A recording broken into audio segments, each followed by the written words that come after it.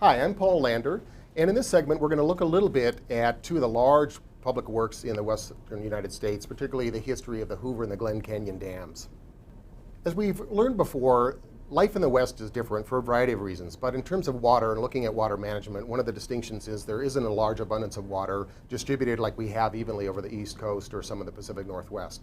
So one of the needs in any arid, semi-arid area is to think about storage, and that certainly was on the minds of people in the 20th century. And ideas about building some kind of a dam, some kind of structure on the Colorado River had come up for decades. But it wasn't really until 1905, when there was a massive flooding for the Rocky Mountains that actually wiped out a lot of farmland, that the initiative got a little bit more steam, and people in Congress started to thinking more intensively. Would there be an opportunity to build a large dam or storage structure on the Colorado River? And some locations had been scouted to some kind of degree. But still, discussions were going on when it appeared after World War I. There was a tremendous amount of economic activity in Southern California, and lots of the other people in the western states were worried about Southern California really taxing the bounty of the Colorado River, if you will. This led to the passage of what is known as the Colorado River Compact in 1922. You can see in the chart here, there was an allocation to each of the 7 basin states. So everybody had, in their minds in 1922, a fair share of water, and everybody knew exactly who got what. But still, at this point, there was no infrastructure for delivering that amount of water on a regular basis with any kind of reliability. So the discussion ensued for looking at some kind of a structure on the Colorado River.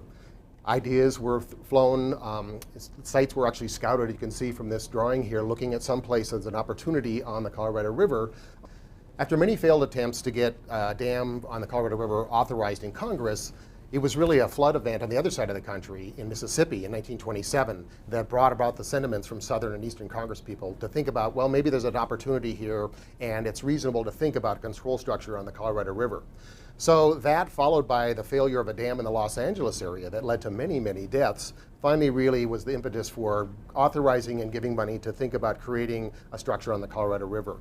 Again, we had the Colorado River Compact that talked about who got what, but we really needed this authorization embodied in the 1928 Boulder Canyon Act that authorized Congress to deliver funds, actually set up a project, and so we could think about bringing water to the people in a more organized and controlled fashion.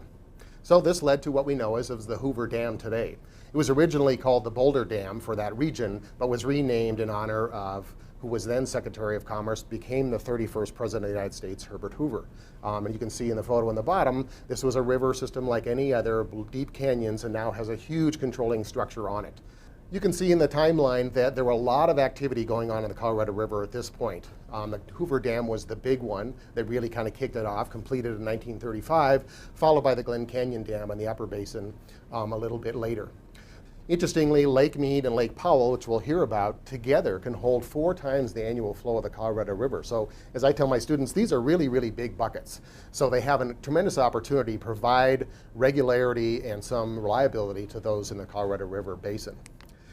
The sister project of the Hoover Dam was the Glen Canyon Dam, built for the interests of the upper basin states. Remembering in that allocation of the 1922 compact, who gets what, there was also a straight division between the upper and the lower divisions. But for the upper basin states to have some security, they really needed their own storage, their own control device, and that led to the building of the Glen Canyon Dam and its reservoir, now known as Lake Powell. Well, the upper basin states were obligated by the 1922 compact to deliver on a regular basis to the lower basin. But again, they had no infrastructure, no controllability of that. And so they were really interested in having some kind of a structure, some storage device, if you will, that they could put their water in and have those regular deliveries to the lower basin so that they would be in accordance with the compact. That was the reason and the idea behind the Glen Canyon Dam. You can see the site here that they looked at early on, and so that ultimately became built as the Glen Canyon Dam with Lake Powell behind it. Lake Powell is a tremendous recreational resource, as are any large water bodies in the western United States, because we really crave water. As Powell reminded us 150 years ago, water is hard to find out here, so when we find it, we like to use it any way we can. Well, at the time, things were really rolling in Congress. The Bureau of Reclamation was feeling quite successful, having built these large infrastructure projects, and so ideas for what else could we do. Glen Canyon is an interesting story in that it was really the compromise. There was also a plan during this era to build a large dam called Echo Dam on the border, just west of the border between Colorado and Utah, in the area now known as Dinosaur National Park. And the Echo Canyon Dam, as we'll see pictures later, would have inundated that area, added substantially more water, but really got the ire and became the flashpoint for a large segment of the environmental movement of the 1960s, if you will. The compromise of, okay, we'll let that go, but we're going to build Glen Canyon Dam because we need that for the Colorado River. The last big project we think of in this federal era of large project was the Central Arizona Project. Long considered within Congress and frankly by the Congress people of Arizona, the Central Arizona Project is designed to give Arizona their allotment of 2.8 million acre feet from the Colorado River Compact to bring that water from the Colorado River over to Phoenix and Tucson where all the people are. Again, our need to deliver the water from where it really is naturally to where the people are. Very common theme in the Western United States. The Central Arizona Project was completed and went online about 1993 and has meant a huge economic boom and some security for Arizona in that region.